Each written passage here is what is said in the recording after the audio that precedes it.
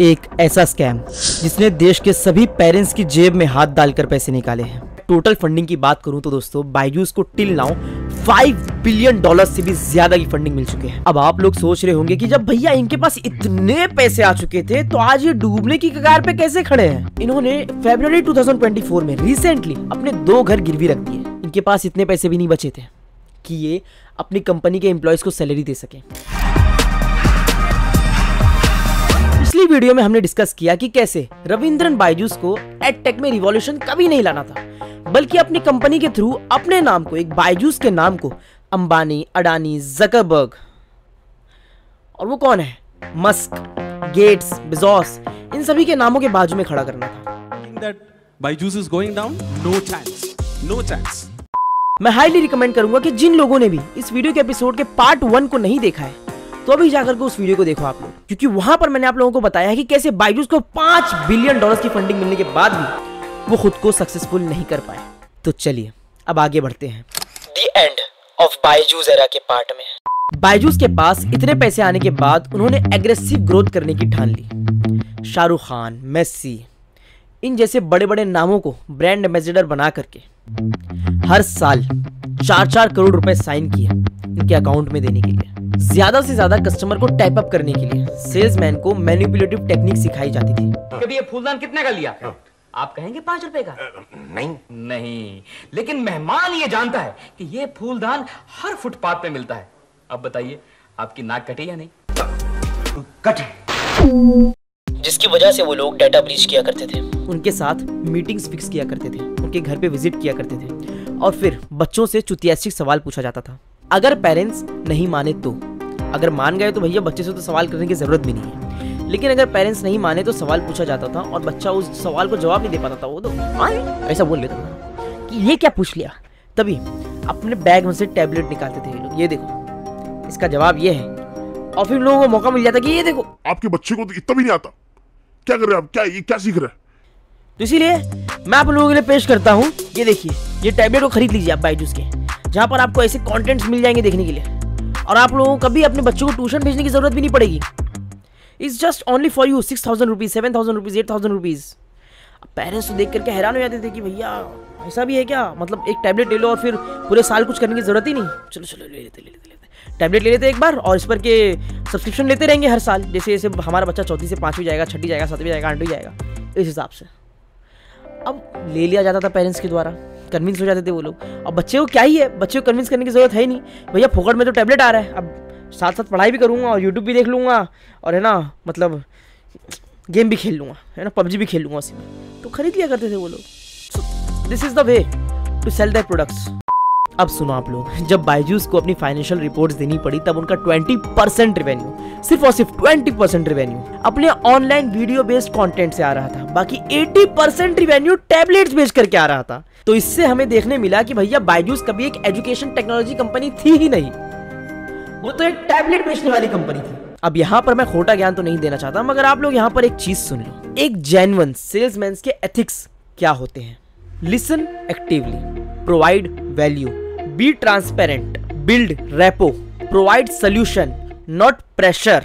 हर company में sales person को technique सिखाई जाती है कि कैसे वो अपने कस्टमर को पिच करके कन्विंस कर सके अपने प्रोडक्ट को खरीदने के लिए। मगर बायजूस वाले ने तो सिखाया था अपने सेल्समैन को कि भैया तुम कैसे पेरेंट्स के दिलों में डर को क्रिएट कर सको, और इसी डर को क्रिएट किया जाने लगा 2020 में ऑनलाइन के थ्रू। 2020 में लॉकडाउन के समय ये कार्यक्रम पूरा के पूरा ऑनलाइन चले गया, और वो टाइम दोस्तों बायजूस के लिए प्राइम टाइम था, जहां पर 2021 में इनकी कंपनी की वैल्यूएशन बढ़ करके पहुंच गई $22 बिलियन में। इस मैनिपुलेटिव टेक्निक के साथ आप कब तक अपनी कंपनी को सस्टेन कर पाओगे। पैसे आ रहे हैं तो भैया ले मेसी को साइन कर लो, पैसे आ रहे तो भैया ले शाहरुख खान को जेब में ठसा लो, पैसे आ गए तो भैया फीफा पे लगा दो, ले भैया शॉपिंग स्प्री पर चले गए। यहाँ तक कि इन्होंने तो 17 स्टार्टअप्स में बिना सोचे समझे इन्वेस्ट कर दिया, 17 स्टार्टअप्स में। ये कैबिन किसकी है? बेच मारो इस कैबिन को और इसके पैसे जो है हमारे नए बैंक के नए अकाउंट में डाल दो। ये कैबिन किसकी है? बेच मारो इसको और इसके पैसे जो है आपके नए बैंक के नए अकाउंट में डाल दो। ये 2 कैबिन किसकी है?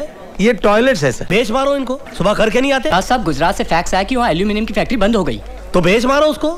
रविंद्रन बायजूस पैसे आने के बाद उस बच्चे के जैसे हो गए थे जिस बच्चे को मेले में लगे सारे खिलौने खरीदने होते हैं। ऐसा थोड़ी ना होता है यार। इन्होंने सभी कंपनीज को उनके मार्केट प्राइस से दुगनी तिगनी दाम पर खरीदा, जिसका नतीजा क्या निकला?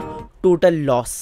लॉकडाउन खत्म होने के बाद सभी स्टूडेंट्स ऑफलाइन स्टडीज पर मूव फॉरवर्ड होने लगे। धीरे धीरे बायजूस की कस्टमर रिटेंशन भी कम होने लगी, जिसके रिजल्ट्स में इनकी कंपनी के इकोसिस्टम्स पर बहुत ही नेगेटिव इंपैक्ट देखने मिला। एम्प्लॉयज को फोर्सफुली फोर्स किया जाने लगा कि तुम लोग कुछ भी करो, बस लीड्स ला करके दो, कस्टमर ला करके दो। उस पर से भी दोस्तों, अगर सेल्समैन लोग टारगेट को अचीव नहीं कर पाए तो उन्हें फटल दे दिया जाएगा, उनको कंपनी से निकाल दिया जाएगा। भला सोच के देखो, ऐसे इन्वायरमेंट में कोई कैसे काम कर सकता है दोस्तों? आपकी इंटरनल मार्केटिंग जब टोटली तबाह बर्बाद हो चुकी हो, तो कैसे आप खुद को सस्टेन और बैलेंस, तो शायद मैं बहुत बड़ा वर्ड यूज कर रहा हूं, आप कैसे खुद को मार्केट में जिंदा रख सकते हो? आप तो टोटली खत्म ही हो जाओगे ना। जिस पर के नतीजे हमें देखने मिले दोस्तों कि कैसे इन्होंने अपने 4,564 करोड़ रुपए के लॉसेस को कवर अप करने के लिए अगले साल 8,245 करोड़ के लॉसेस पेल दिए, जिससे कि इन्वेस्टर्स में पनपती नाराजगी के चलते इन पर डजन्स ऑफ केसेस। अगर मैं सिर्फ डाउनफॉल पर की बात करने लग जाऊं ना दोस्तों, तो एक और अलग से स्पेसिफिक वीडियो बनानी पड़ जाएगी। इन पर तो पूरी की पूरी बुक लिख देनी चाहिए। लेकिन अगर आप लोगों को और डीप डाउन तरीके से जानना है इनके डाउनफॉल को, तो मुझे कमेंट सेक्शन में बताकर जाना दोस्तों। चलिए अब जानते हैं सिंपल रीजंस इनकी कंपनी के खत्म होने के लिए। Number 1, aggressive marketing campaigns. जैसे कि मैंने आप लोगों को बताया कि शाहरुख खान, लियोनेल मेसी जैसे ब्रांड एम्बेसडर्स को ये हायर कर रहे थे, चलो वो तो ठीक है, लेकिन हर एक एडवर्टाइजिंग कैंपेन में इनका एडवर्टाइज देखने मिलता था हमें, चाहे वो बिलबोर्ड हो, यूट्यूब हो, इंस्टाग्राम हो, फेसबुक हो, मतलब सोशल मीडिया से लेकर के मीडिया इंडस्ट्री तक हर जगह पे हर एक इंसान तक इन्होंने अपने एडवर्टीजमेंट को पहुंचाया, और वो भी बार बार पहुंचाया। Number 2, expensive acquisitions. जैसे कि मैंने आप लोगों को बताया कि इन्होंने 17 स्टार्टअप्स को एक्वायर किया, वो भी दुगनी तिगनी चौगनी दाम पर। भला ऐसा कौन करता है यार? इतने स्टार्टअप्स है कि मैं नाम लेते लेते थक जाऊं। Number 3, financial mismanagements. इनकी रिपोर्ट देखने के बाद डिलॉयट ने इन पर बहुत सारे क्लेम्स लगाए कि भैया ये रिपोर्ट्स तो आपने दी ही नहीं, वो रिपोर्ट्स तो आपने दी ही नहीं, और इनका ये जवाब निकला कि हमें वो रिपोर्ट्स बनाने में भी थोड़ा वक्त लगेगा क्योंकि हमारे फाइनेंशियल मिसमैनेजमेंट्स हो चुके हैं कुछ। तो ये क्या चल रहा है? आप जब $1 बिलियन कंपनी हो तो आपके पास तो फाइनेंशियली रिपोर्ट्स बहुत ही अवेलेबल रहनी चाहिए, हर वक्त बहुत ही ट्रांसपेरेंट रहनी चाहिए। So guys, these are the key things that Byju's should have to anticipate about. इन्हीं नादान गलतियों के चलते दोस्तों इनके पास इनकी कंपनी के एम्प्लॉयज को सैलरी देने तक के पैसे नहीं बचे। इन्होंने अपने 2 घर को गिरवी रख दिया $12 मिलियन पर, ताकि वो अपनी कंपनी के एम्प्लॉयज को सैलरी दे सके। क्या यार बायजूस अंकल, आपके पास बिलियंस ऑफ डॉलर्स पड़े हुए थे, एक बहुत ही रिवॉल्यूशनरी आइडिया पे आप काम कर रहे थे, बट ज्यादा ही अपॉर्चुनिस्टिक बनने के चलते आपने खुद को खत्म कर लिया। ऐसे लोगों को हम अपने आम भाषा में कहते हैं डेढ़ शाना। वो कहते हैं ना कि शाना का हुआ गू खाता है। लॉकडाउन के समय आप खुद को गूगल मीट, जूम जैसे बना करके खुद को ऑफर कर सकते थे, एक वैल्यू प्रोवाइड कर सकते थे मार्केट में, मगर आपने ये काम नहीं किया। उस वक्त तो आप ज़्यादा से ज़्यादा स्टूडेंट्स को एक्वायर कर सकते थे, ज़्यादा से ज़्यादा बिजनेस मीटिंग्स को क्रैक कर सकते थे। क्या पता वहाँ पे आप भी डाटा चोरी करने लग जाते, वो अलग बात है, लेकिन आप कर सकते थे सारी चीज़ें, लेकिन आपने ये भी नहीं की। That will be the great thing for you Byju's uncle.